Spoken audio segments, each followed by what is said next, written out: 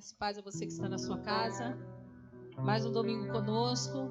Nós agradecemos ao Senhor a oportunidade de estarmos na casa dele, para adorá-lo em espírito e em verdade. Eu convido você a fechar os seus olhos e a falar com o nosso Deus nessa noite. Pai de amor, Pai de graça, misericórdia e bondade.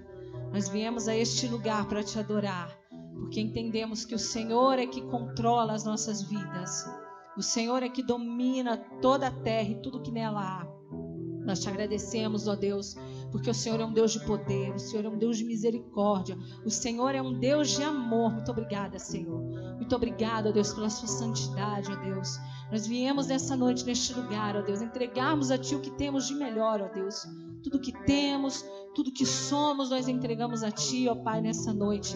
Nós queremos Te adorar com alegria, nós queremos Te adorar em espírito e em verdade, e queremos, ó Deus, que a nossa adoração chegue até o Teu trono, ó Pai, como cheiro suave.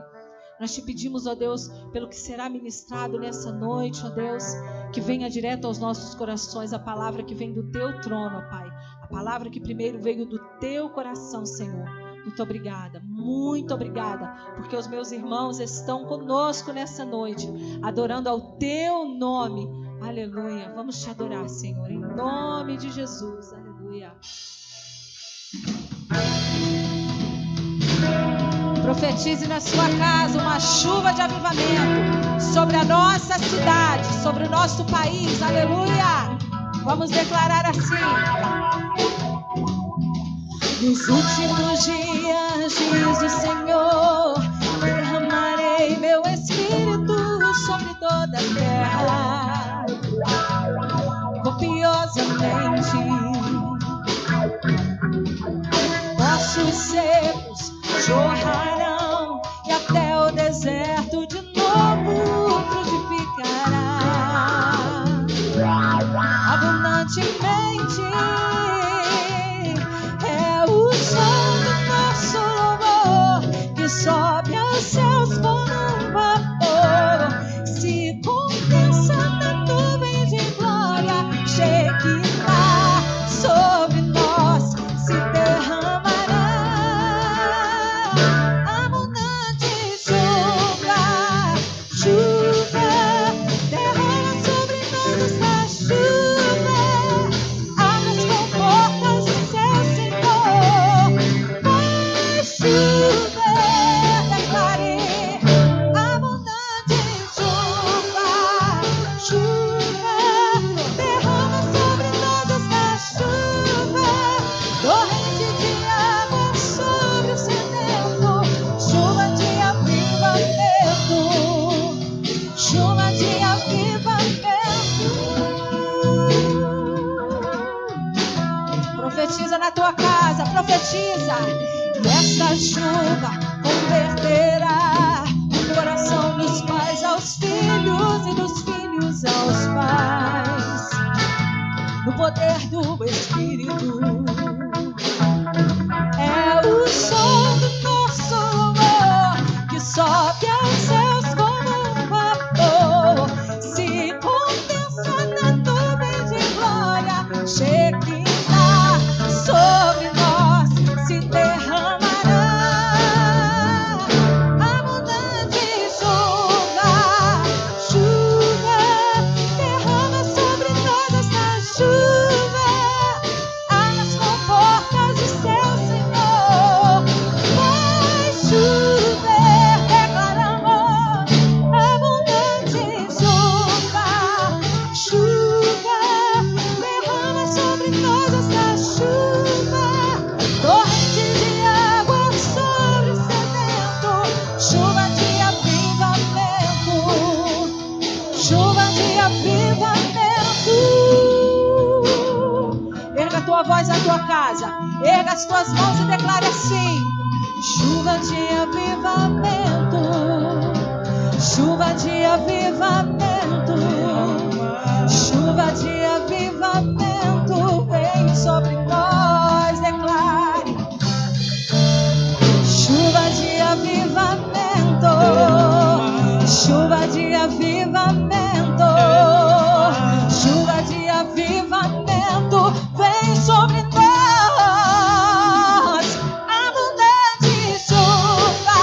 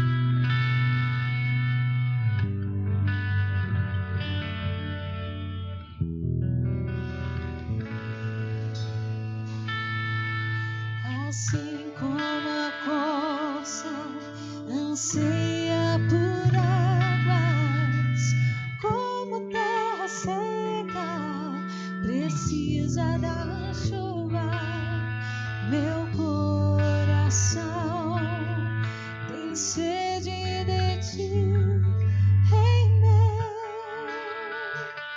e Deus meu. Assim como a corça anseia por águas, como terra seca precisa da chuva, meu coração tem sede de ti, e Deus meu, vai chover, Senhor Jesus, derrama chuva nesse lugar, e como eu vi o Senhor Jesus inunda meu coração.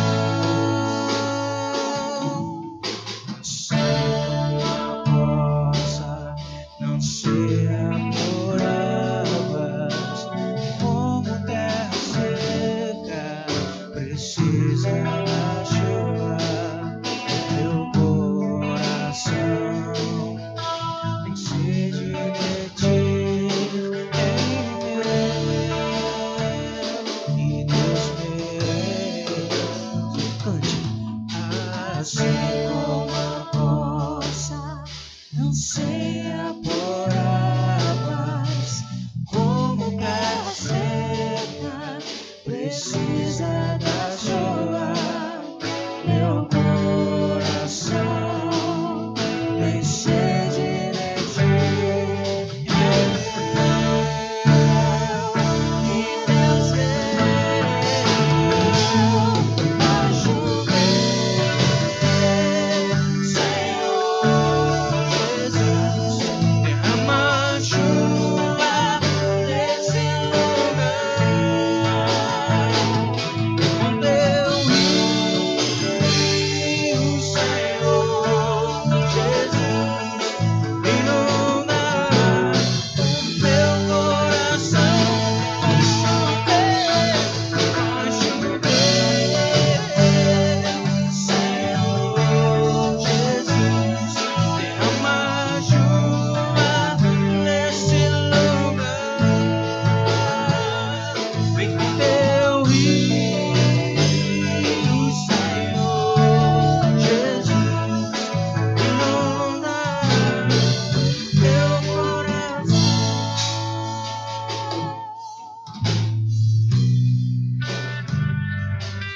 Senhor, nós clamamos, Senhor. Nós clamamos a tua chuva, Senhor. Clamamos uma chuva de avivamento, Senhor, sobre as nossas casas, sobre as tuas igrejas, Senhor. Nós clamamos o derramar do teu Espírito Santo. Corações secos, corações áridos, ó Deus. Que a tua chuva venha sobre esses corações, ó Deus. Nós clamamos o derramar da tua chuva, assim como quando a terra está seca e a chuva vem, ó Deus. É assim que nós necessitamos, ó Deus. É disso que nós necessitamos, da sua chuva, ó Deus. Necessitamos, Senhor. Necessitamos do teu Espírito Santo nas nossas casas. Necessitamos, ó Deus, de uma chuva de avivamento, ó Deus, sobre o nosso país,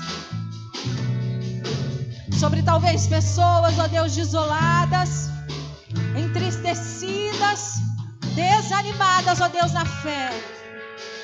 Mas nós pedimos a tua chuva. A igreja nessa noite clama por uma chuva de avivamento. Nós clamamos pela chuva vinda dos céus. Nós clamamos pela chuva do Deus que tudo pode. Nós clamamos, ó Deus, a chuva das tuas mãos, Senhor, uma chuva de poder, chuva de graça e de misericórdia. Uma chuva, erga as tuas mãos na tua casa, erga as tuas mãos na tua casa e comece a profetizar nesses tempos difíceis, tempos de desespero, mas comece a profetizar a chuva do Senhor em corações secos, pessoas talvez desanimadas na fé. É tempo de voltar à casa do Pai. Aleluia, aleluia. Nós estamos aqui nessa noite clamando o teu poder, nós nos juntamos nessa noite para clamar o teu poder, Senhor, o Deus que tudo pode, o Deus que tudo é, o Deus altíssimo, o Deus poderoso, o Deus que ao terceiro dia ressuscitou, o Deus que tem poder de cura, o Deus que tem poder de restauração, o Deus que pode transformar o que o homem não pode transformar. Vem, Senhor, com a tua chuva. Oh, vem, Senhor.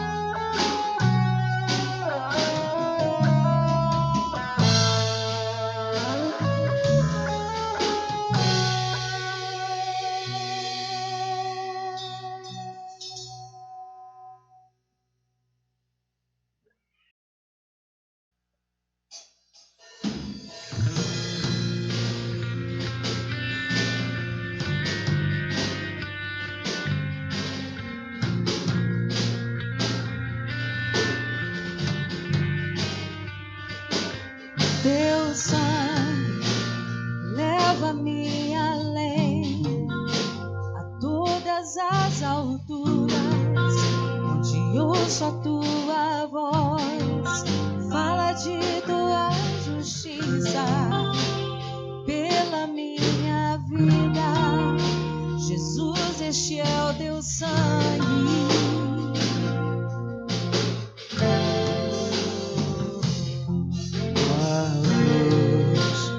Mostra a tua graça, fala do amor do Pai, que prepara para nós o caminho para Ele, onde posso me achegar somente pelo sangue.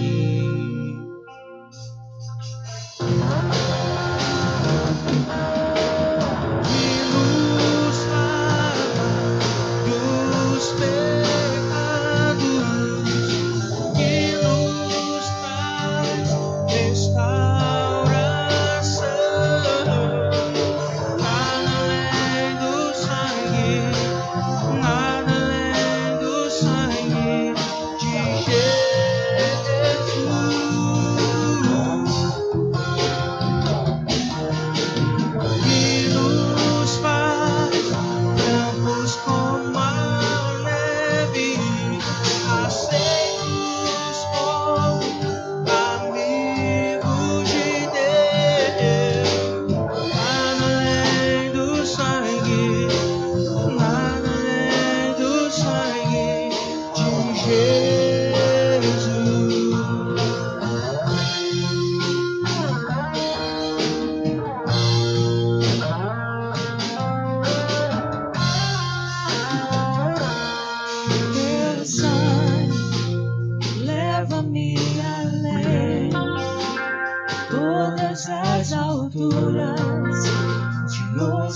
tua voz, fala de tua justiça pela minha vida. Jesus, esse é o teu sangue.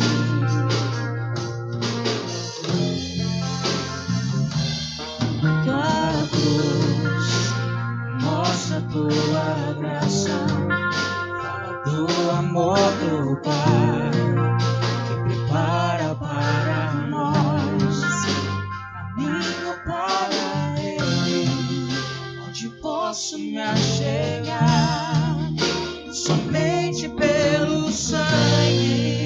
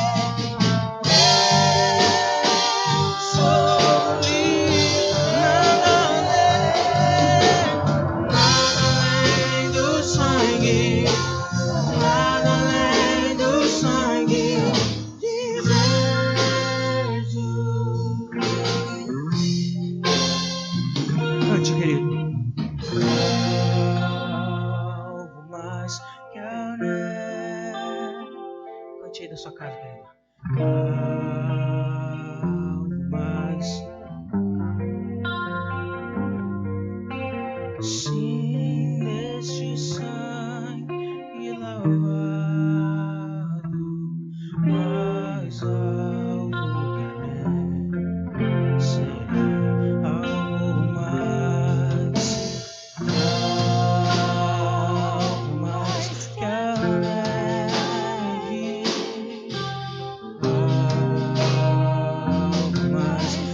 neve.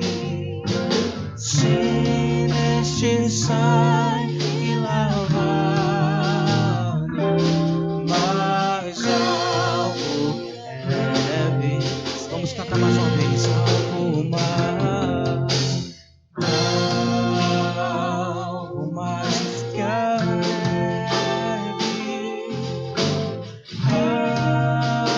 Algo mais que a neve. Se neste sangue lavado, mais algo que a neve serei. Diga as suas mãos, querido, aí da sua casa, diga o quanto vocês são livres. Eu sou livre.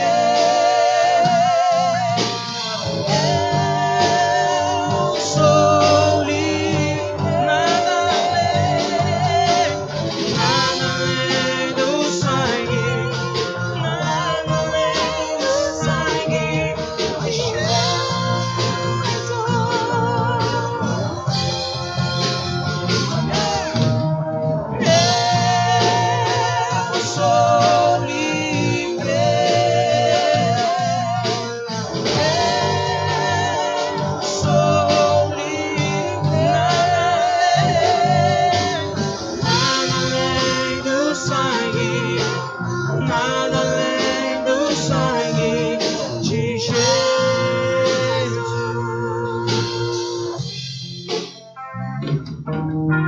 Jesus.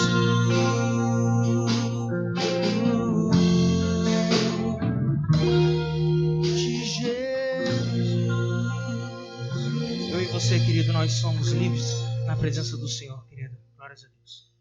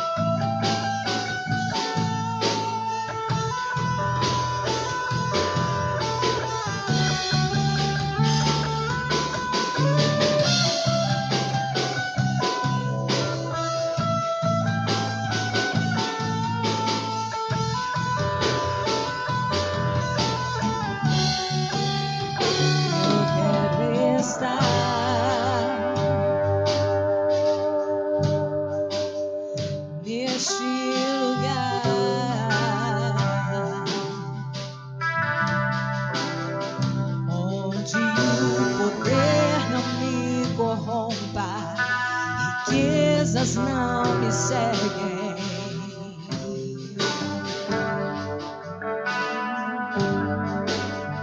Eu quero estar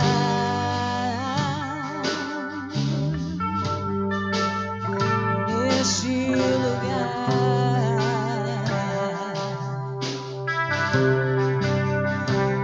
onde o mundo não me atraia, paixões não me seduzam. Declare na tua casa, em tua presença, Senhor. Em tua presença, Senhor Jesus. Em tua presença, Senhor.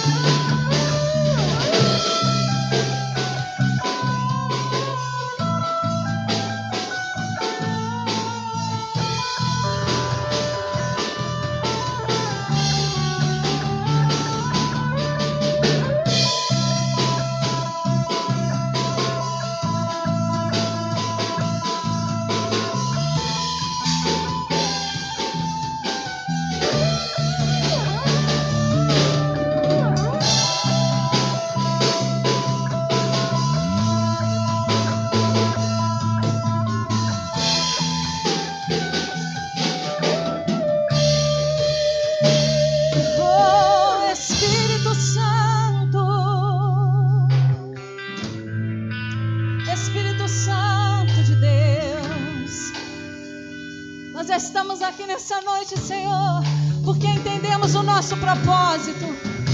Entendemos o propósito da adoração. Entendemos o propósito de te adorarmos em espírito e em verdade. Tu és o dono das nossas vidas, Senhor. Pedimos a presença do Teu Espírito Santo. Ansiamos por mais de Ti. Nessa noite o meu clamor é que o Teu Espírito Santo visite as casas, Senhor. Que o Teu Espírito Santo visite os hospitais, Senhor. Mais de Ti, Senhor, mais da Tua presença, muito mais de Ti.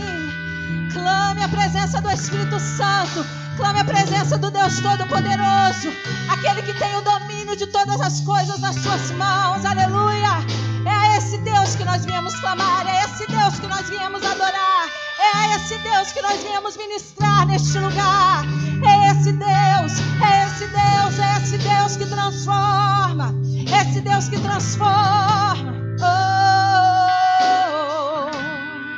Diga na tua casa: Santo Espírito, eu me rendo. Santo Espírito,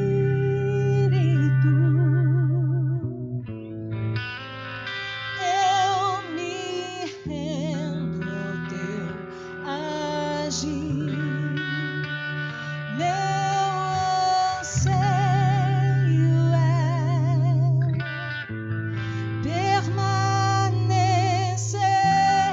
em Teu amor, em Tua presença, Senhor, em Tua presença,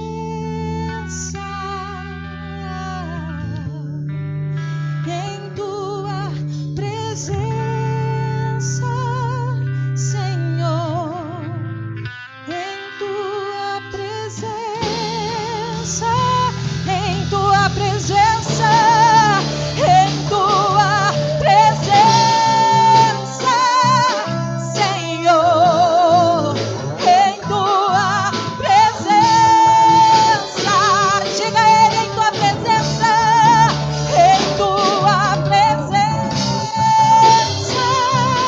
Senhor, em Tua presença.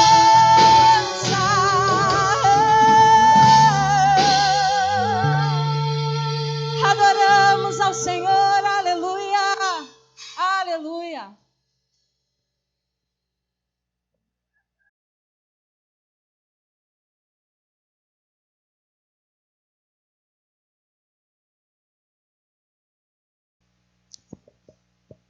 Boa noite, irmãos, graça e paz.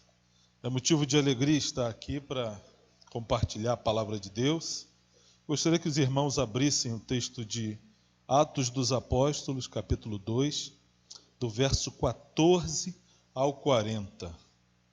Já estou há algum tempo, essa é a minha quarta mensagem, debaixo desse tema: o que aconteceu após o dia de Pentecostes. Vamos ler o texto bíblico. Vamos fazer algumas considerações.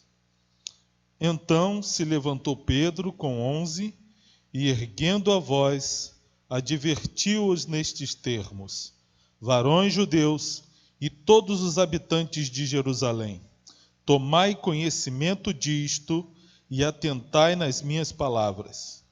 Estes homens não estão embriagados como vindes pensando, sendo esta a terceira hora do dia.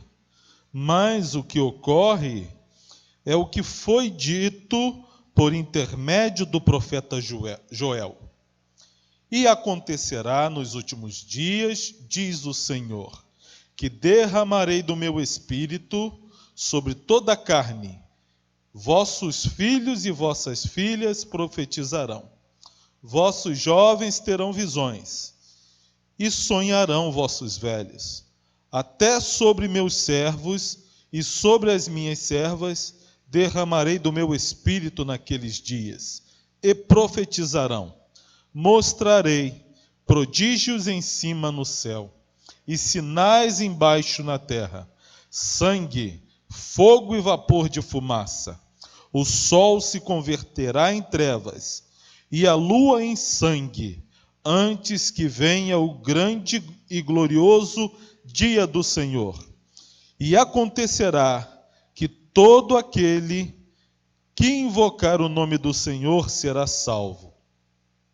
Varões israelitas, atendei a estas palavras. Jesus, o Nazareno, varão aprovado por Deus diante de vós com milagres, prodígios e sinais, os quais o próprio Deus realizou por intermédio dele entre vós, como vós mesmos sabeis, sendo este entregue pelo determinado desígnio e presciência de Deus, vós o matastes, crucificando-o por mão de iníquos, ao qual, porém, Deus ressuscitou, rompendo os grilhões da morte, porquanto não era possível fosse ele retido por ela. Porque a respeito dele diz Davi: diante de mim via sempre o Senhor, porque está à minha direita, para que eu não seja abalado. Por isso se alegrou o meu coração, e a minha língua exultou. Além disto, também a minha própria carne repousará em esperança, porque não deixarás a minha alma na morte, nem permitirás que o teu santo veja a corrupção. Fizeste-me conhecer os caminhos da vida, encher-me-ás de alegria na tua presença. Irmãos, seja-me permitido dizer-vos claramente a respeito do patriarca Davi, que ele morreu e foi sepultado, e o seu túmulo permanece entre nós até hoje. Sendo, pois, profeta, e sabendo que Deus lhe havia jurado que um dos seus descendentes se assentaria no seu trono, prevendo isto, referiu-se à ressurreição de Cristo, que nem foi deixado na morte, nem o seu corpo experimentou corrupção. A este Jesus, Deus ressuscitou, do que todos nós somos testemunhas. Exaltado, pois, à destra de Deus, tendo recebido do Pai a promessa do Espírito Santo, derramou isto que vedes e ouvis. Porque Davi não subiu aos céus, mas ele mesmo declara: disse o Senhor ao meu Senhor: assenta-te à minha direita, até que eu ponha os teus inimigos por estrado dos teus pés. Esteja absolutamente certa, pois toda a casa de Israel, de que a este Jesus, que vós crucificastes, Deus o fez Senhor e Cristo. Ouvindo eles estas coisas, compungiu-se-lhes o coração, e perguntaram a Pedro e aos demais apóstolos: que faremos, irmãos? Respondeu-lhes Pedro: arrependei-vos, e cada um de vós seja batizado em nome de Jesus Cristo, para a remissão dos vossos pecados, e recebereis o dom do Espírito Santo, pois para vós outros é a promessa, para vossos filhos e para todos os que ainda estão longe, isto é, para quantos o Senhor nosso Deus chamar. Com muitas outras palavras, Deus deu testemunho e exortava-os, dizendo: salvai-vos desta geração perversa. Então os que lhe aceitaram a palavra foram batizados, havendo um acréscimo naquele dia de quase 3.000 pessoas. Que coisa gloriosa! Oremos ao Senhor. Santo de Israel, louvado seja o teu nome. Que texto maravilhoso, Senhor. Nos ajuda a compreender como, Senhor, o Senhor usou o poder do Teu Espírito Santo para, Senhor, fundamentar as Escrituras, para colocar as bases do Evangelho, as bases do Seu reino. Senhor, há uma harmonia nos textos do Antigo e do Novo Testamento. Essa é a nossa tarefa hoje. É a tarefa de pastores e pregadores, de homens e mulheres que confiam na Tua palavra. Nós temos a responsabilidade de entregar todo o Teu conselho, Senhor, sem desviar nem para a direita, nem para a esquerda, porque nós sabemos, Senhor, que nós temos compromisso com a Tua palavra, com aquilo que é certo, com aquilo que é a verdade, independente dos resultados. Mas os resultados sempre vêm, porque a Tua palavra é viva e eficaz, é mais cortante que qualquer espada de 2 gumes, e vai ao ponto de dividir alma, espírito e corpo, vai até a divisão das juntas e das medulas, porque a Sua palavra é poderosa. Fala poderosamente a Tua igreja. Usa o Teu servo, Senhor, para a glória do Teu nome, em nome de Jesus. Amém. Amém, irmãos? Então, esse texto muito rico, muito maravilhoso, eu gostaria de compartilhar com vocês. Essa é a minha 4ª mensagem aqui em Atos dos Apóstolos, tratando desse tema. Hoje falarei sobre os primeiros movimentos dos apóstolos depois da descida do Espírito Santo. O tema de hoje está relacionado com a pregação ou a proclamação da mensagem do reino. Algumas dúvidas. A primeira dúvida que nós devemos esclarecer é essa: o duplo propósito da mensagem do reino. Vejamos os versos 12 e o verso 13. Vejamos. Todos, atônitos e perplexos, interpelavam uns aos outros: que quer isto dizer? Outros, porém, zombando, diziam: estão embriagados. Na minha última mensagem, nós vimos que homens da Galileia falaram sobre as grandezas de Deus em idiomas de outras nações. E esse mover de Deus, essa ação de Deus no derramar do Espírito Santo no dia de Pentecostes, trouxe, embora eles estivessem fazendo algo de acordo com a vontade de Deus, estivessem demonstrando que eram homens de Deus, através da ação poderosa do Espírito Santo na vida deles, e proclamando as grandezas de Deus, essa mensagem chegou ao público, mas teve uma dupla função, e é sobre isso que eu quero deixar bem claro, porque às vezes a gente imagina que o único propósito da pregação é convencer pecadores. É claro que esse é o propósito que nós pretendemos e Deus também pretende. Mas nós temos que considerar como verdade que nem sempre o efeito é esse. Vejamos como exemplo lá em Marcos capítulo 4, verso 11. Olha o exemplo disso que estou falando. Marcos capítulo 4, verso 11. Vejamos. Ele respondeu. Aqui Jesus está explicando a parábola do semeador. E ele diz assim no verso 11. Ele respondeu: a vós outros é dado conhecer os mistérios do reino, mas os de fora tudo se ensina por meio de parábolas. Verso 12.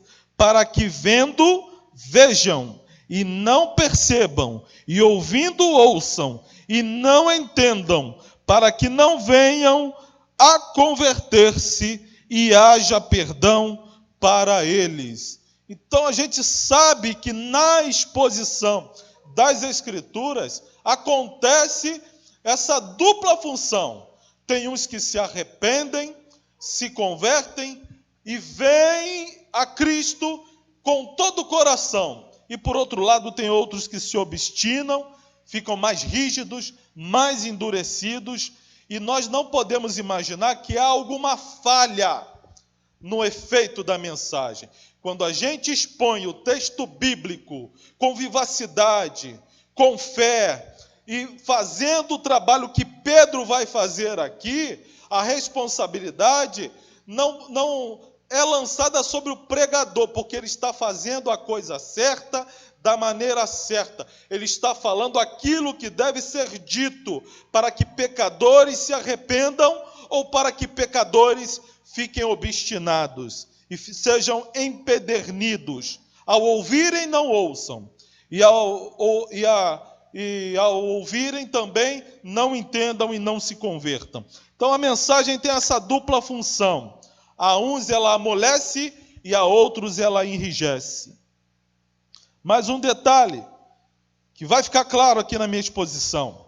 A mensagem fala de uma pessoa e essa pessoa é Cristo. A mensagem do reino está relacionada com Cristo. Nada além disso, nada fora disso, nada acima disso. É Cristo, sua obra, a sua glória, o poder dele, o quanto ele é maravilhoso, o quanto ele é divino, o quanto ele é santo. O nosso argumento, o nosso assunto, o nosso alvo é deixar claro para os homens e para o povo de Deus tudo relacionado à pessoa de Cristo. E outra também aqui, a mensagem do reino também fala de acontecimentos relacionados com Cristo. Não apenas da sua mensagem, da sua pessoa, mas também da sua mensagem e de tudo aquilo que ele fez. E de tudo aquilo que estava profetizado em relação a ele, que teria cumprimento nele. A Bíblia diz que todas as coisas convergem em Cristo. Tudo foi feito por ele e para ele. Ele é o Cordeiro de Deus que tira o pecado do mundo. O meu primeiro tópico, a pregação, o dom mais extraordinário da igreja. Como disse Matthew Henry, os sábios de Cristo nunca aprendem mais que a sua Bíblia, e o Espírito é entregue não para suprimir as Escrituras, senão para capacitar-nos para entendê-las, aprová-las e obedecê-las. Vejamos do verso 14 ao 21. Então se levantou Pedro com os 11 e, erguendo a voz, advertiu-os nestes termos: varões judeus e todos os habitantes de Jerusalém, tomai conhecimento disto e atentai nas minhas palavras. Estes homens não estão embriagados, como vindes pensando, sendo esta a 3ª hora do dia. Mas o que ocorre é o que foi dito por intermédio do profeta Joel. E acontecerá nos últimos dias, diz o Senhor, que derramarei do meu espírito sobre toda a carne. Vossos filhos e vossas filhas profetizarão, vossos jovens terão visões e sonharão, vossos velhos, até sobre os meus servos e sobre as minhas servas derramarei do meu espírito naqueles dias, e profetizarão. Mostrarei prodígios em cima no céu e sinais embaixo na terra, sangue, fogo e vapor de fumaça. O sol se converterá em trevas e a lua em sangue, antes que venha o grande e glorioso dia do Senhor. E acontecerá que todo aquele que invocar o nome do Senhor será salvo. Irmãos, mas que mensagem poderosa. Como Pedro se levantou de maneira poderosa após receber o Espírito Santo. E o que ele quis dizer aqui é o seguinte: aqui está o princípio da apologética cristã. Pedro explica: a primeira tarefa do pregador é corrigir um falso conceito do seu auditório. Quando Pedro se levanta para defender o que estava acontecendo ali, para demonstrar que eles tinham feito a leitura errada, ele faz exatamente isso aqui.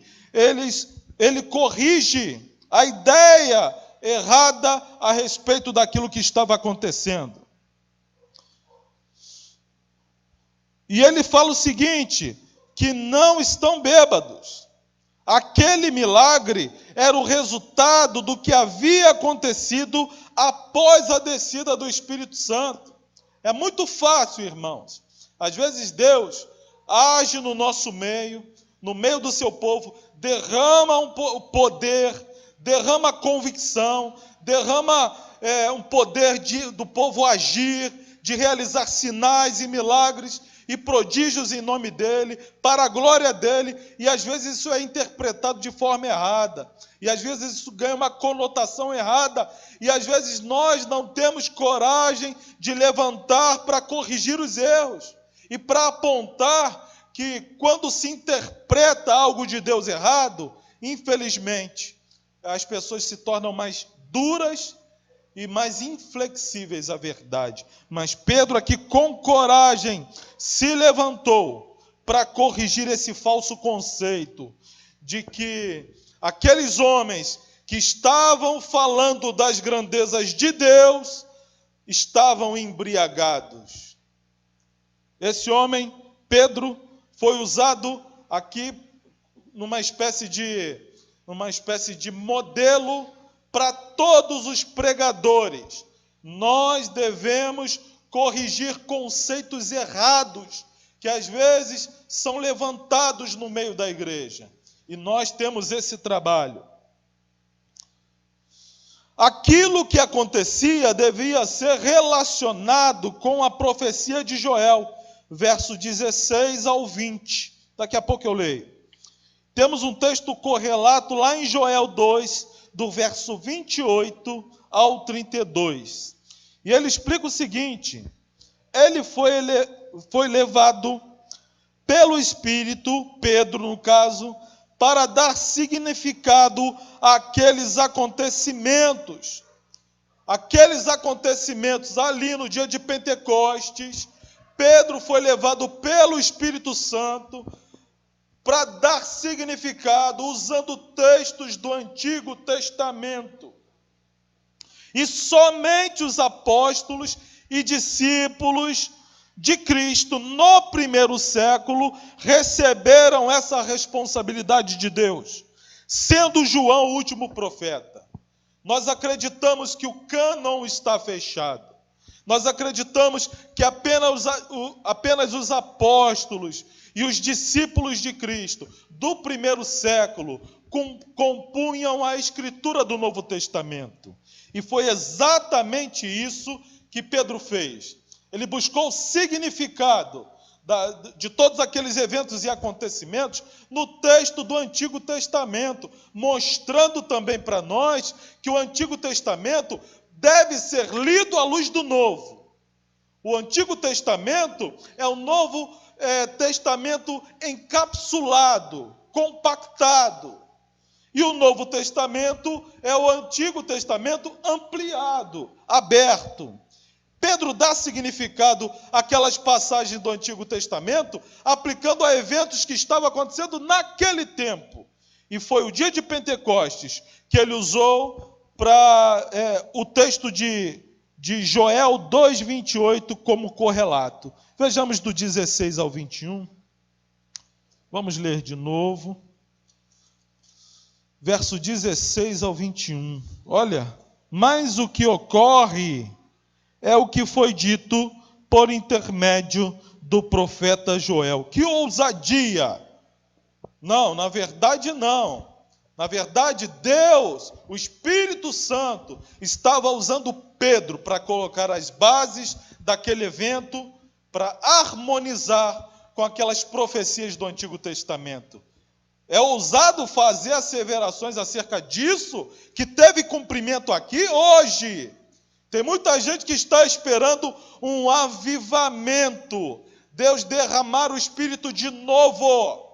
Aí é muita ousadia, porque isso não acontecerá.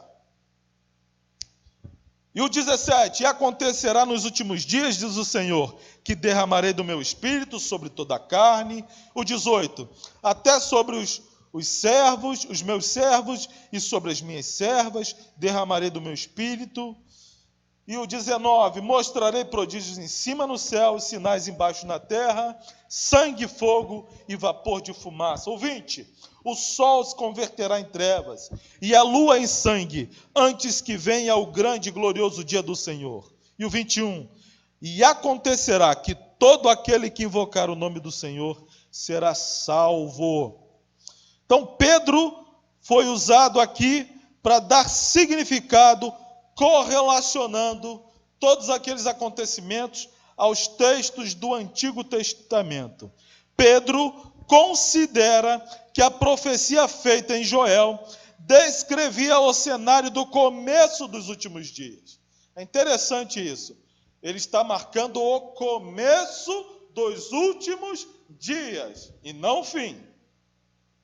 E o primeiro é: Deus está para derramar seu Espírito sobre todos os povos, o que havia acontecido ainda de maneira diminuta, embora tenha sido bastante, 120 pessoas, né, ali, demonstrando o poder de Deus, ao falar das grandezas de Deus, indicando que Deus queria fazer o mesmo com todos os povos.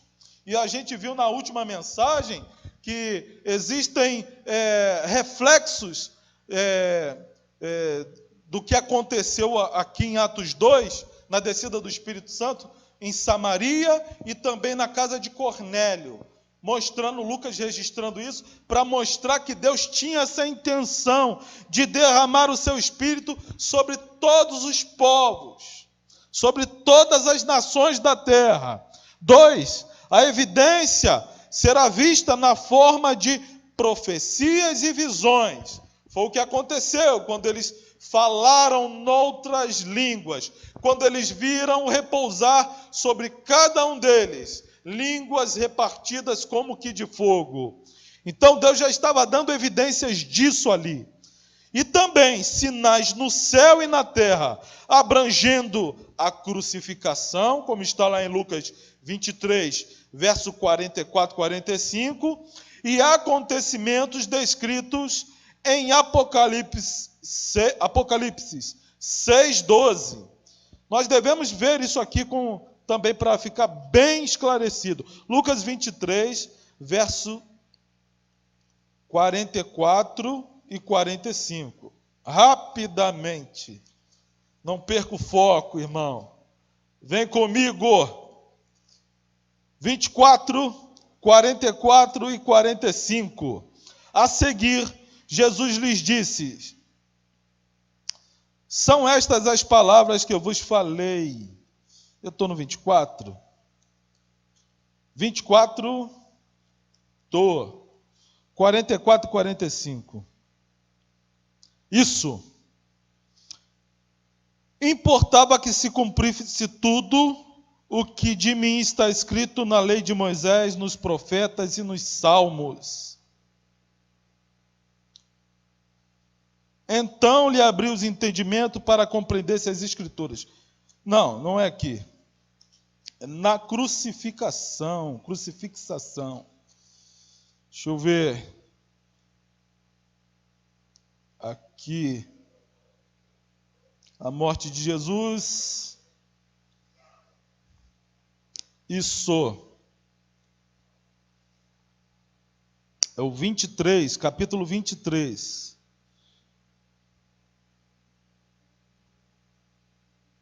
Deixa eu ver, calma.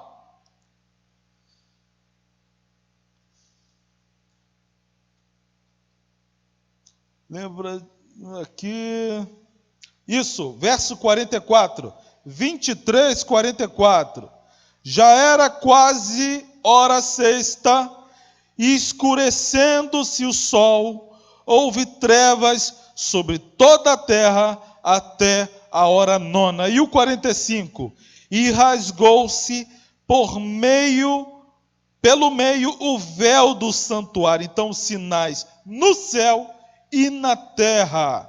Agora em Apocalipse capítulo 6, verso 12. Vejamos. Apocalipse 6, verso 12. Também abrangendo esses acontecimentos aqui. Verso 12. Vi quando o Cordeiro abriu o sexto selo e sobreveio grande terremoto. O sol se tornou negro, como saco de crina, e a lua toda como sangue. E o 13, as estrelas do céu caíram pela terra, como a figueira, quando abalada por forte vento, deixa cair os seus frutos verdes. Então, esses acontecimentos aqui descritos em Joel, descrevem esse momento que nós lemos aqui, sinais no céu e na terra, abrangendo tanto a crucificação quanto a eventos que estão descritos ali no livro de Apocalipse, através do profeta João, do apóstolo João. Também vemos o quarto tópico dessa consideração de Pedro. Nós vemos aqui o quarto tópico: aquele que invocar o nome do Senhor será salvo, dito aqui no verso 21, que também podemos tomar da seguinte forma: invocar como seu juiz, invocar como seu ajudador, como aquele que nos socorre. Irmãos, tem que ficar uma coisa muito clara: nós não estamos nos referindo a respeito da salvação como se fôssemos iguais, equivalentes a Deus, como se tivéssemos a mesma importância. Na verdade, a nossa relação é desigual. Deus é o Senhor, Ele é o juiz, Ele é o soberano, e nós somos os pecadores, somos aqueles que nos sujamos. Quando Adão pecou, isso manchou a gente, isso nos afetou. Por isso temos que nos humilhar, pedir com reverência, com temor, invocar o nome do Senhor. Não é invocar como a gente vê por aí alguns: Deus, eu ordeno que o Senhor vá lá. Não é invocar com essa arrogância que a gente vê por aí, ou com essa altivez que a gente vê por aí, como se Deus recebesse ordem de alguém. Mas é invocar com súplicas, com arrependimento, com metanoia, com temor. Meu segundo tópico: Pedro lhes prega Jesus, vida, sofrimento, morte e ressurreição, do versos 22 ao 36. Agora Pedro se levanta e diz: varões israelitas, atendeis estas palavras. Jesus o Nazareno, varão aprovado por Deus, diante de vós com milagres, prodígios e sinais, os quais o próprio Deus realizou por intermédio dele entre vós, como vós mesmos sabeis, sendo este entregue pelo determinado desígnio e presciência de Deus. Vós o matastes, crucificando por mãos de iníquos, ao qual, porém, Deus ressuscitou, rompendo os grilhões da morte, porquanto não era possível fosse ele retido por ela. Porque a respeito dele diz Davi: diante de mim via sempre o meu Senhor, porque está à minha direita, para que eu não seja abalado. Por isso se alegrou o meu coração, e a minha língua exultou. Além disto, também a minha própria carne repousará em esperança, porque não deixará a minha alma na morte, nem permitirá que o teu santo veja a corrupção. Fizeste-me conhecer os caminhos da vida, encher-me-ás de alegria na tua presença. Irmãos, seja-me permitido dizer-vos claramente a respeito do patriarca Davi, que ele morreu e foi sepultado, e o seu túmulo permanece entre nós até o dia de hoje. Sendo, pois, profeta, e sabendo que Deus lhe havia jurado que um dos seus descendentes se assentaria no seu trono, prevendo isto, referiu-se à ressurreição de Cristo, que nem foi deixado na morte, nem o seu corpo experimentou corrupção. A este Jesus Deus ressuscitou, do que todos nós somos testemunha. 120 pessoas ali representadas. Exaltado, pois, à destra de Deus, tendo recebido do Pai a promessa do Espírito Santo, derramou isto que vedes e ouvis, porque Davi não subiu aos céus, mas ele mesmo declara: disse o Senhor ao meu Senhor, assenta-te à minha direita, até que eu ponha os teus inimigos por estrado dos teus pés. Esteja absolutamente certa, pois toda a casa de Israel, de que a este Jesus, que vós crucificastes, Deus o fez Senhor e Cristo. Nós vimos aí, descrito nesse trecho que eu li, a vida, o sofrimento, a morte e a ressurreição de Cristo. Vida está relacionada com a sua obra, enquanto ele caminhou aqui e iniciou o seu mistério. Um detalhe interessante, quando aqui ele diz que ele era um varão aprovado, essa expressão aprovado significa exposto para observação. Cristo é aprovado nesse sentido. Ele é aprovado por Deus para fazer o que fez. Ele não precisava fazer nada para merecer ser ressuscitado. Não! Ele é o modelo. Ele é o cordeiro que tira o pecado do mundo. Ele é o varão aprovado de Deus. Ele é o segundo Adão. É ele. Ele é o modelo, ele é a referência. Para ele todas as coisas convergem. Nós somos aprovados em um outro sentido, mas Cristo é o varão perfeito. É uma boa definição. Ele é o modelo aprovado aqui, é exposto para observação. Como se fosse lá no Antigo Testamento, aquela serpente que foi levantada no deserto para salvar a todos aqueles que eram picados de serpentes. Eles olhavam para a serpente e eram salvos. Aquela serpente foi erguida para a salvação de muitos em Israel. E Cristo foi erguido, exposto para ser apreciado por nós, para que nós o acompanhássemos, a sua vida, a sua obra, o seu sacrifício, a sua morte, a sua ressurreição e a sua glória. 3 palavras aqui: milagres, prodígios e sinais. A variação entre esses termos são muito próximas. A gente podia usar poder para defini-los, a gente podia usar alguma ação divina, mas esses termos são próximos e eles apenas querem dizer o seguinte: que Cristo fez tudo perfeito. Cristo fez tudo de acordo com os decretos de Deus, com a vontade de Deus. Ele não fez nada para a sua própria glória. Ele não fez nada para ganhar destaque e notoriedade nessa terra. Ele fez tudo para cumprir os desígnios de Deus. Quando a gente vê Cristo curando uma pessoa, isso era para a glória de Deus. Quando a gente vê Cristo expulsando um demônio, isso era para a glória de Deus. Muito diferente do que a gente vê por aí hoje. Ou não é diferente?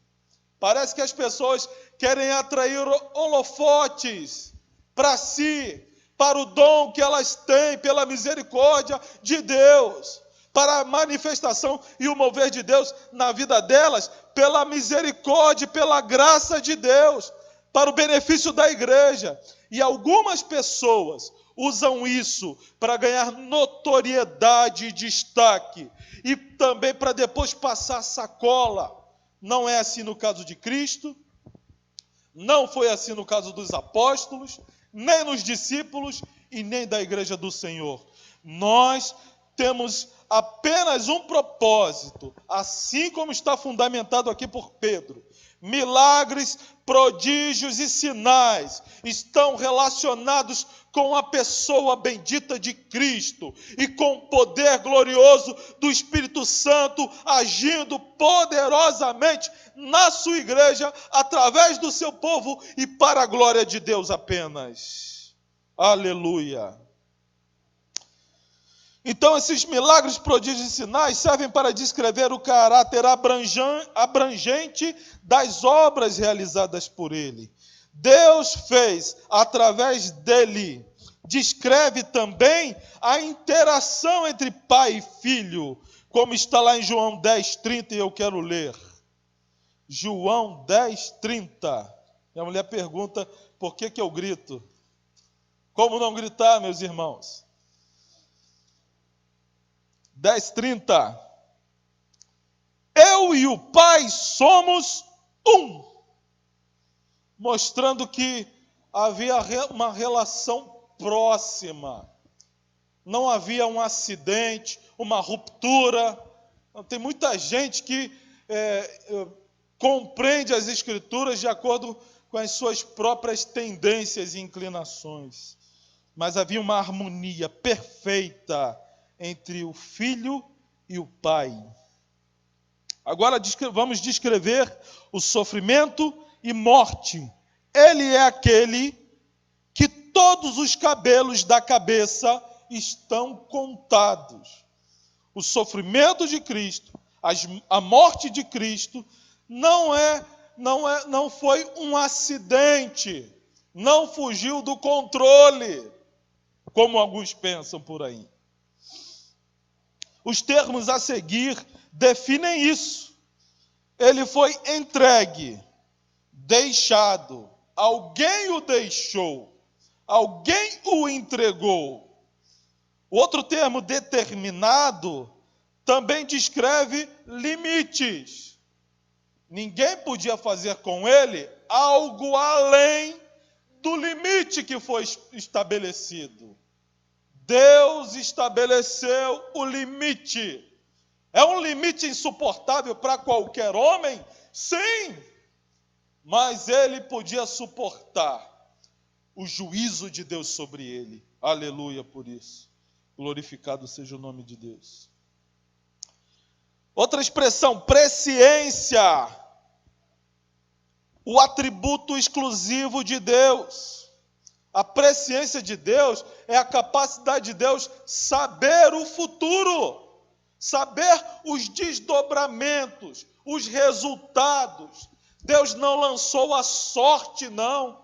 Era um efeito calculado. Deus fez as contas. Deus montou as equações. Ele resolveu os problemas, por assim dizer. Às vezes a gente acha que Deus está apático, Deus não está agindo. É o contrário disso. Deus sabe como tudo termina. Ele já fez as contas, ele já viu os prós e os contras, e sabe de uma coisa? No final, ele vai ser glorificado. Ele receberá a honra e a glória que a ele é devida. E outra expressão aqui, que é dupla. Vós o matastes. O matastes. Crucificando. Uma fala de Cristo como um tributo e a outra fala do método empregado. E as duas coisas têm uma relação terrível. Por quê? Os judeus, ao exercerem sua perversidade, movidos por inveja, movidos por perversidade, nada fizeram além daquilo que Deus havia determinado. Eis aí o paradoxo da predestinação e a livre vontade humana. Essas coisas são irreconciliáveis aparentemente. Mas aqui é bem descrito, com a ação deles, com a denúncia de Pedro feito aqui, olha aqui, no verso 23, sendo este entregue pelo determinado desígnio e presciência de Deus. Olha o apóstolo Pedro responsabilizando os judeus: vós o matastes, crucificando-o por mãos de iníquos. E também descreve um aspecto da covardia. Eles se esconderam, tentaram se esconder, tentaram esconder a sua maldade, provocando a morte de Cristo. Mas o que eles não sabiam, que ao fazerem isso, estavam indo pelo caminho que Deus havia estabelecido. Glórias a Deus por isso. Aqui é o paradoxo da predestinação e a livre vontade humana. O homem, embora esteja fazendo a sua vontade, ele vai chegar exatamente no ponto que Deus quer. Ele é responsável pelos seus atos, mas Deus não é surpreendido jamais. E outro aspecto, a ressurreição. Ele foi levantado de seu repouso, liberando-o da angústia da morte. Ela não tinha poder sobre ele e não poderia retê-lo. Impressionante a gente ver isso aqui.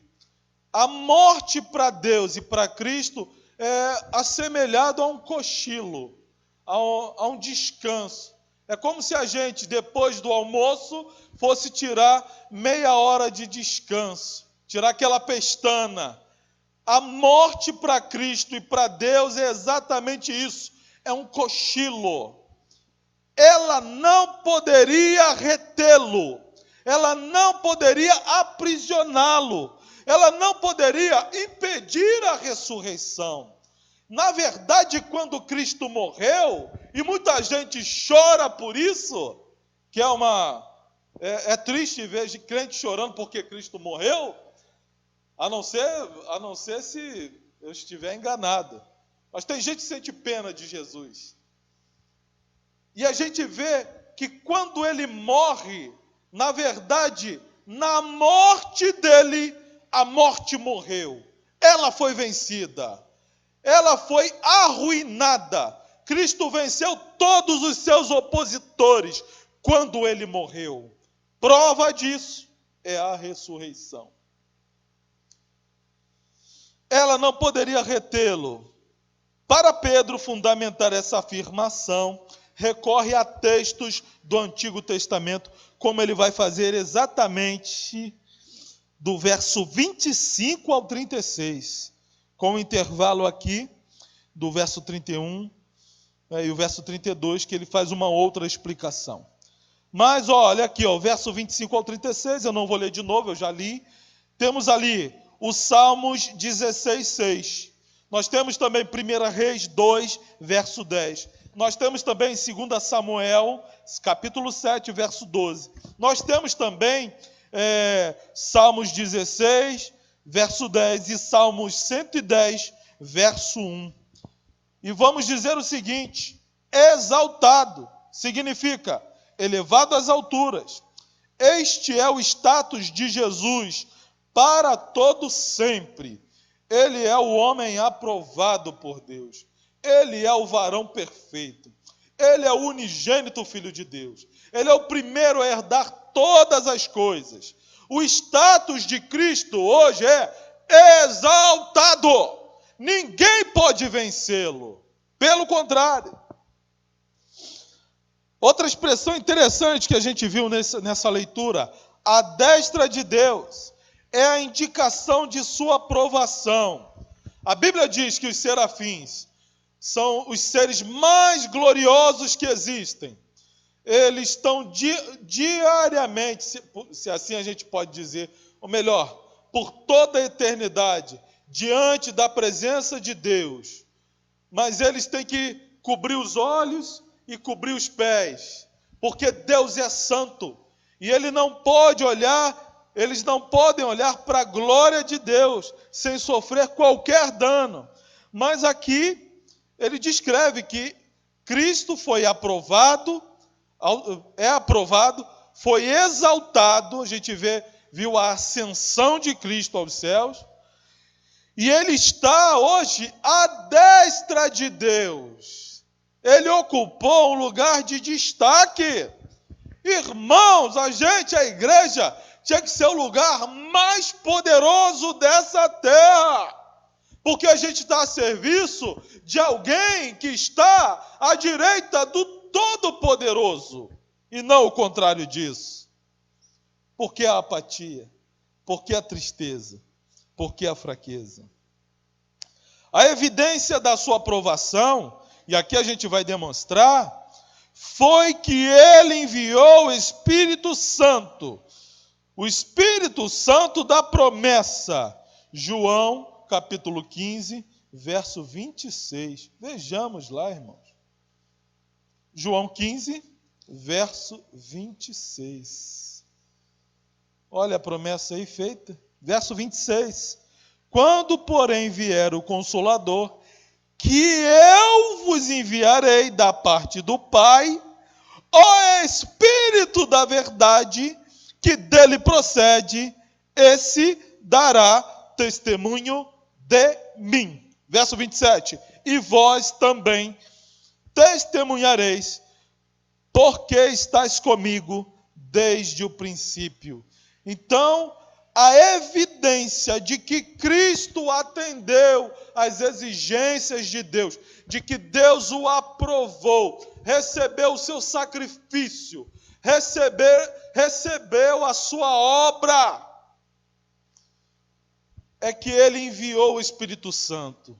E ali os discípulos e os apóstolos, e aquelas 120 pessoas, estavam evidenciando isso, quando naquele dia desceu sobre aquele lugar o Espírito Santo para permanecer com eles, para fazer exatamente isso aqui, para dar testemunho de Cristo, das obras dele, para colocar as bases da igreja, para fortalecer e para expandir o reino de Deus nessa terra.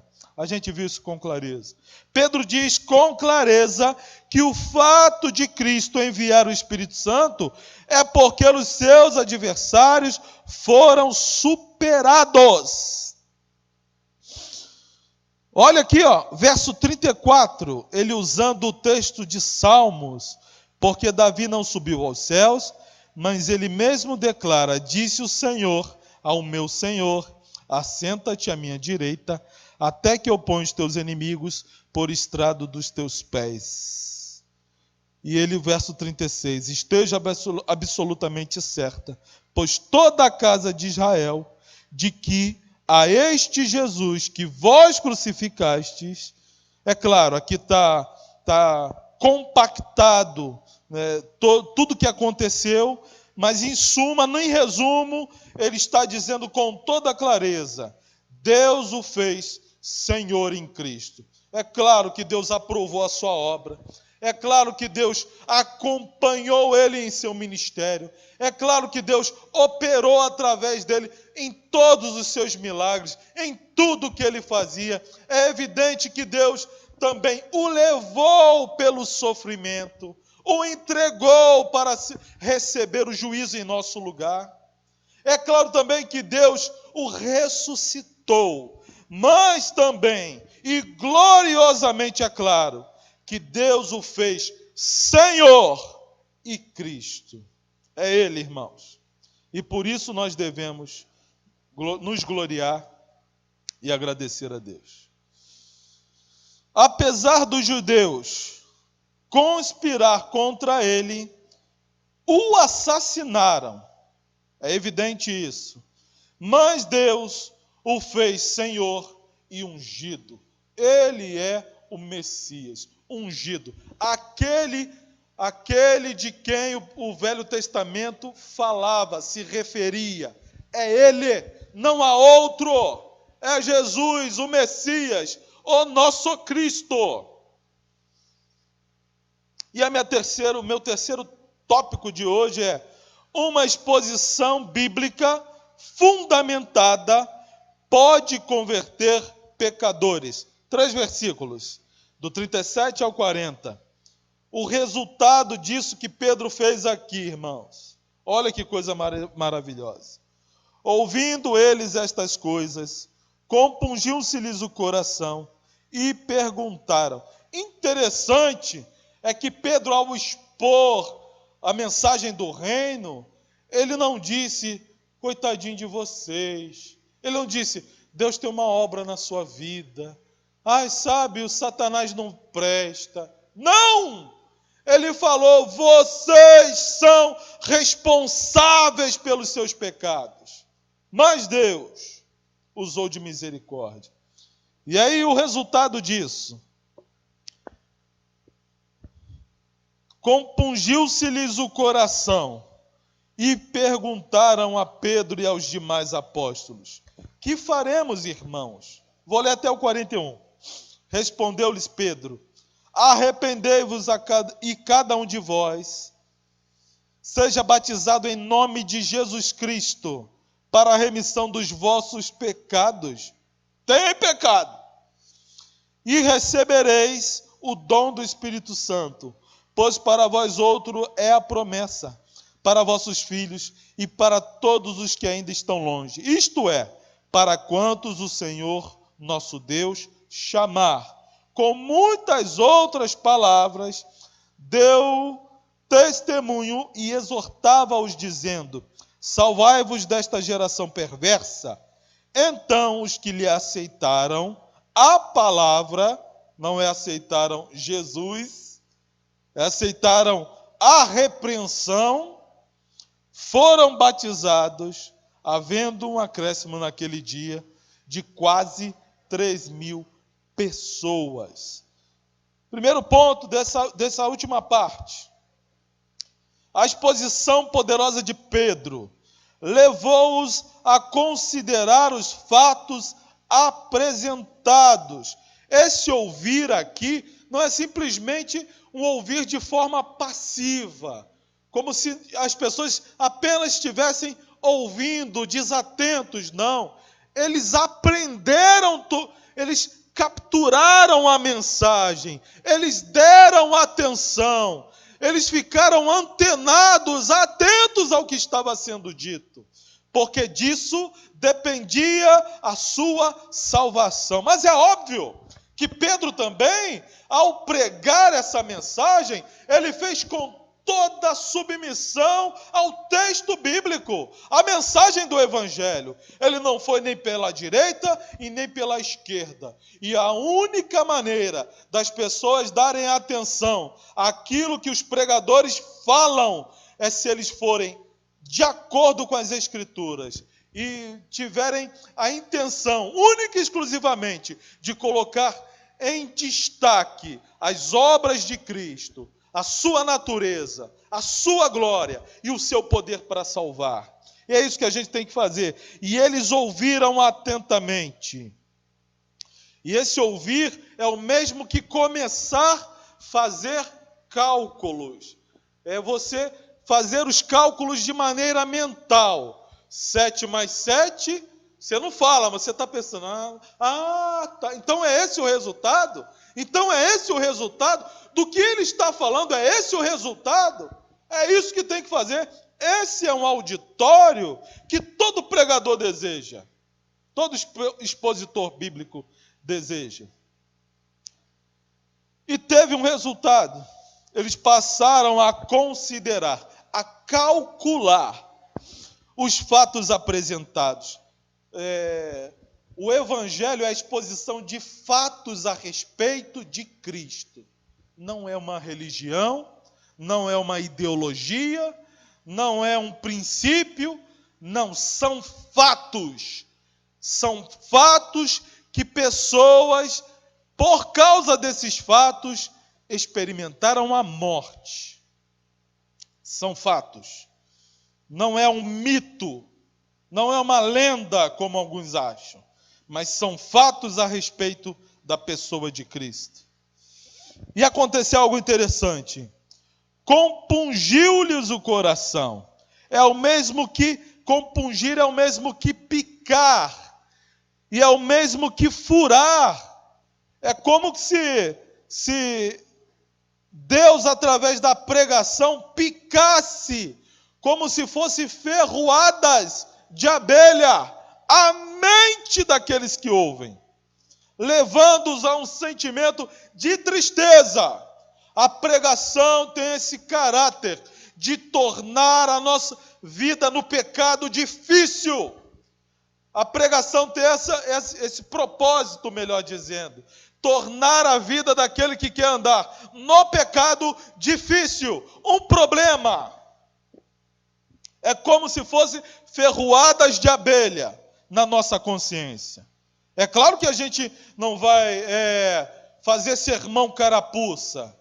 Não, é expondo as Escrituras, falando das implicações de tudo que Deus fala. Assim, as pessoas vão ser picadas, ferroadas pela palavra de Deus. E também, a outra ideia aqui, com clareza, é furar, como se a mente estivesse empedernida, petrificada, e como uma furadeira tivesse uma blindagem. A pregação tem esse caráter de furar a blindagem, de quebrar o escudo, de remover e rachar a dureza. A pregação bíblica tem esse propósito e tem essa função. Também a gente vê outro tema aqui interessante, o apelo certo. Eles perguntaram, né? Eles perguntaram. Quem ouviu perguntou. Não foi quem estava pregando, foi quem estava ouvindo. O apelo certo parte do ouvinte, não do pregador. E o que eles perguntaram? O que faremos nós? Vejamos lá em Zacarias, rapidamente um paralelo a isso. Que interessante. Capítulo 12, verso 10. Todo mundo gosta de falar isso aqui escatologicamente, né? Lá no fim de tudo. Mas olha que uso maravilhoso disso aqui, dessa passagem do Antigo Testamento. Verso 10. E sobre a casa de Davi, sobre os habitantes de Jerusalém, e todos estavam habitando Jerusalém por ocasião da festa de Pentecostes, não é isso? E todos os habitantes de Jerusalém,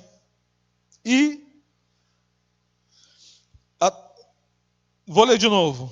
E sobre a casa de Davi, e sobre os habitantes de Jerusalém, derramarei o espírito de graça e de súplica.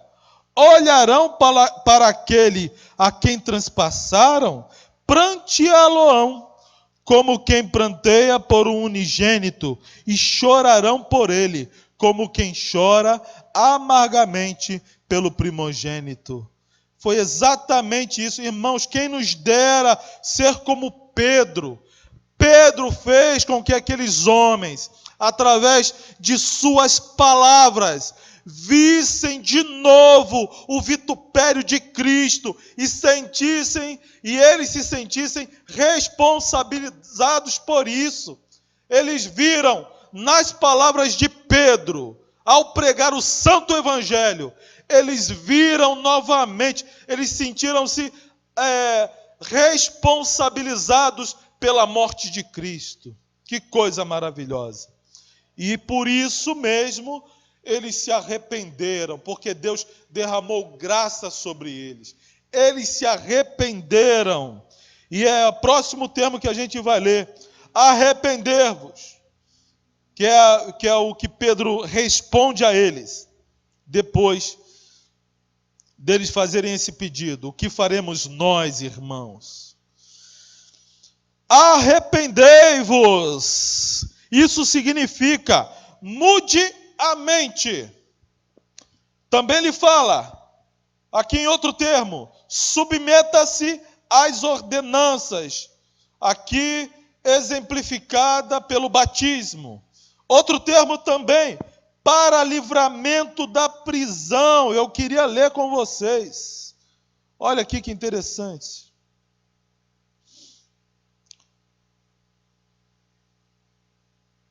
O verso,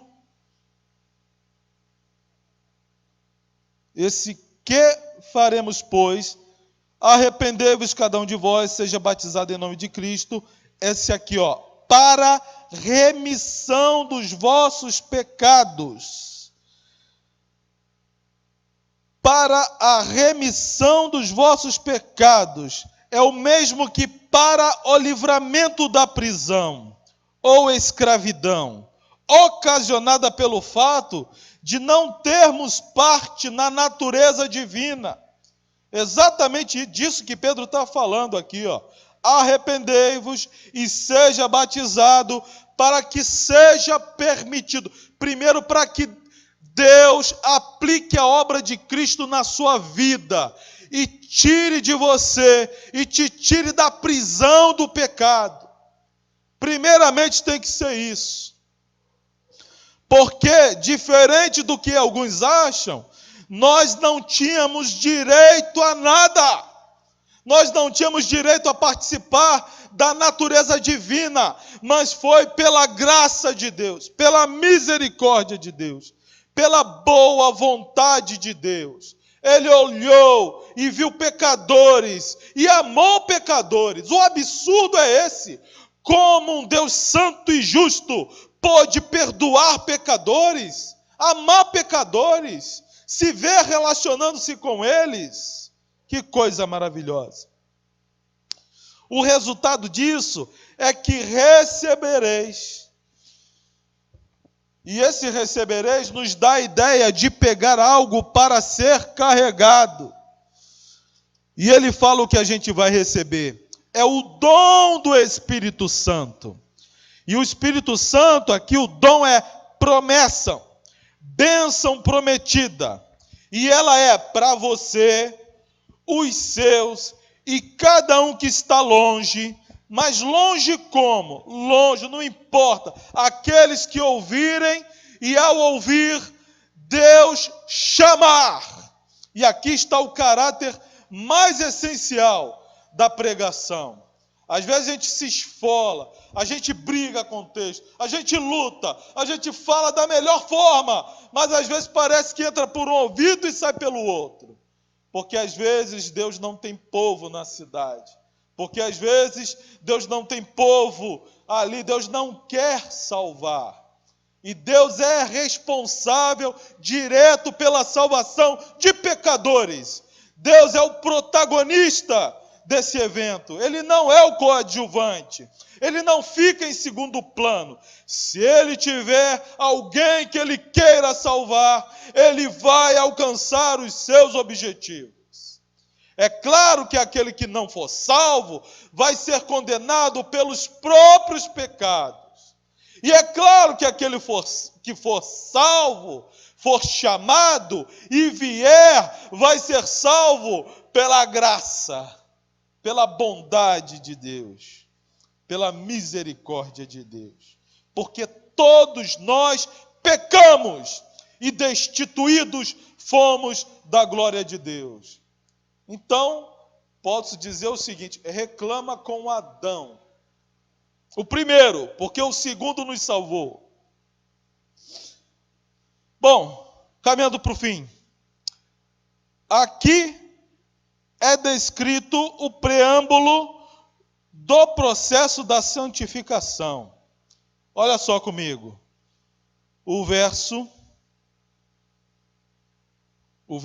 39. Pois para vós outro é a promessa... Não, verso 40, desculpe. Com muitas outras palavras, deu testemunho e exortava-os dizendo, salvai-vos desta geração perversa. E eles atenderam a isso. No verso 41 vai explicar, vai dizer. Mas olha aqui, ó, o preâmbulo, o início, o começo É daqui que a gente vê depois ser destrinchado pelos outros apóstolos, pelos discípulos de Cristo, nas suas outras cartas e epístolas, nos evangelhos também. É aqui que a gente vê a santificação encapsulada, prenunciada aqui, com muitas outras exposições. Então Pedro não ficou apenas naquela mensagem, ele fundamentou mais ainda o que ele estava falando. Ele deu motivos de sobra para que as pessoas atendessem àquele apelo, acompanhassem o evangelho, abrissem mão das suas próprias vidas. Às vezes os pregadores são relaxados, preguiçosos, não se esmeram. Às vezes a gente se dedica menos do que deveria. E eu estou dizendo isso também para mim, principalmente para mim, melhor dizendo, porque com muitas outras pregações, Pedro fundamentou aquilo tudo. E atestaram e chamaram para o lado, que é outra expressão aqui muito interessante. Exortava-os é o mesmo que chamar para o lado. Fica comigo. E lhes davam a instrução. E qual era a instrução? Mantenham-se seguros desta família deformada. Eles estavam dizendo aqui, salvai-vos, mantenham-se seguros, desenvolva a sua salvação. Cristo te salvou, Cristo te derramou sobre você o Espírito Santo da promessa, te deu dons, Cristo te deu os meios de graça, Cristo te deu poder para enfrentar esse mundo, para enfrentar todos os demônios, por assim dizer. Mas, irmãos, é responsabilidade nossa desenvolver a nossa salvação, fazer com que a nossa salvação seja evidenciada mais e mais. E de que maneira ele diz isso? Salvai-vos, saiam do meio deles, povo meu. Saia do mundo, povo meu. Se distancie das coisas desse mundo. Salvai-vos dessa família. Nós éramos do mundo. Nós pertencíamos ao mundo. Estávamos mortos com o mundo. Mas agora nós somos da família de Deus. Estamos vivos em Cristo. Pertencemos à família de Deus. Temos a natureza do Espírito. Então saiam do mundo e abandonem a sua antiga família. E essa família que ele fala aqui, perversa, ou melhor, deformada. Mantenha-se seguro desta família deformada, porque assim é que é o mundo, irmãos. Mantenha-se seguros. Deus nos dá todos os meios para nos santificar. A santificação é um processo que leva toda a nossa vida, mas o caminho de santidade é preparado por Deus para que a gente ande nele. Não dá para criar santificação segundo conceitos humanos. Não. É o caminho que Deus estabeleceu. Amém? Bom, para conclusão, alguns trechos eu queria destacar para a conclusão. Eu já agradeço a oportunidade e peço que Deus nos abençoe. A mensagem do reino tem uma dupla função, nós vimos isto: confirmar homens obstinados e salvar homens arrependidos. Isso é claro em todo o Novo Testamento.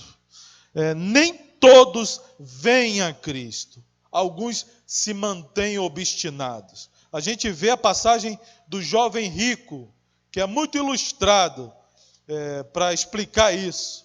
Que um jovem que tinha tudo e dizia que obedecia a Deus desde o início, mas quando Jesus disse para ele, então tá, vende tudo que tem reparte com os pobres, vem e segue-me. Aquilo foi dito para ele. Como bênção, se tornou em objeto de condenação. Às vezes a mensagem vem para nos salvar ou para salvar alguém, e aquela pessoa acolhe mal a mensagem. A mensagem cai em solo pedregoso, não cai em boa terra. Às vezes é sufocada, assim como a semente cai no meio dos espinhos, sufocada pelos cuidados dessa vida, como diz ali a parábola do semeador. Outro ponto que nós vimos também, que nossa responsabilidade do pregador, do pastor, do mensageiro, do evangelista, nossa responsabilidade é de expor o texto da maneira mais fiel possível, sem desvios. É um corte preciso, né? Como diz lá em Timóteo, aquele que faz um corte preciso, né? Ele não vai nem para a direita, nem para a esquerda, mas ele é preciso naquilo que diz. Ele tem esse propósito. Outro ponto que nós vimos: os textos do Antigo Testamento devem ser lidos à luz do Novo. Tem muita gente que usa o Antigo Testamento para fundamentar as suas ideias, mas se lê-los à luz do Novo Testamento, isso será impossível, porque o Antigo Testamento está falando para o Novo, e o Novo está explicando o Antigo. Nós devemos fazer esse trabalho. Não há outro Senhor. Nossa mensagem e testemunho deve estar vinculada à pessoa de Cristo e à sua obra. Não podemos, irmãos, defender ideologias, seja elas quais forem. Não devemos, irmãos, não é certo o crente levantar bandeiras políticas partidárias. Não, pelo contrário, nós temos apenas um Kyrios, apenas um Senhor, e Ele não é deste mundo. Ele é santo, Ele é perfeito, é o nosso Cristo. Nós devemos vincular a nossa alma a Ele e proclamar o Evangelho do Reino. Devemos proclamar os princípios elementares da nossa fé. Tem muito crente que não conhece os princípios elementares da sua fé, não sabem o que defender. E é nossa responsabilidade ensinar, colocá-los do nosso lado e ensiná-los, acompanhá-los, caminhar com eles. A exposição bíblica pica e fura a consciência do homem. Ela tem essa função. Ao mesmo tempo que ela quebra a barreira, ela também vai tornando a consciência do homem como se estivesse, como se fosse atacada por abelhas. Enferma a nossa mente. Eu tenho um testemunho muito interessante que muitas vezes eu entrei na igreja convicto, tranquilo, mas ao ouvir o texto bíblico, uma exposição, meu coração foi compungido e eu me senti responsabilizado. Irmãos, a mensagem tem essa função também, como uma ferroada de abelhas, ferroar a nossa consciência, nos chamando a atenção para os nossos pecados, os nossos erros. E por último, irmãos, o Espírito Santo está conosco durante todo o tempo para nos dar identidade e compartilhar sua natureza santa. Isso que Pedro defendeu. Foi isso que Pedro se levantou para falar àqueles homens. Não, o Espírito Santo veio e ficará conosco, assim como ele está até hoje. Ele é aquele que é o outro Consolador, que nos ajudará, que dará testemunho de Cristo e vai nos ajudar também a dar testemunho de Cristo. Então, irmãos, recebam essa palavra e que Deus possa nos abençoar cada vez mais. Eu quero orar e agradecer a Deus. Louvado seja o seu nome, Senhor, por essa mensagem. E te peço que cada um que ouviu Não apenas escute com os ouvidos, mas capture essa mensagem em seu coração. Que essas pessoas possam ir a cada referência, Senhor. E de maneira, Senhor, maravilhosa, milagrosa, abra o entendimento delas para compreenderem as Escrituras e para serem salvos por ela, para a glória do Teu nome, em nome de Jesus. Amém.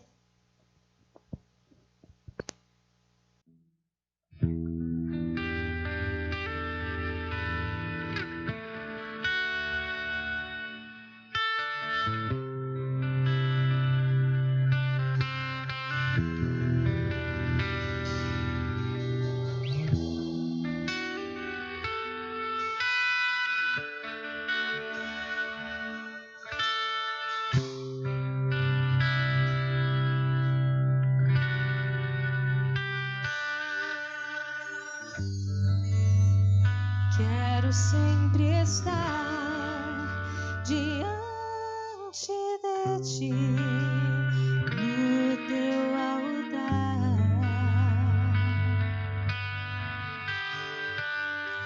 pronto para sentir e receber o teu poder.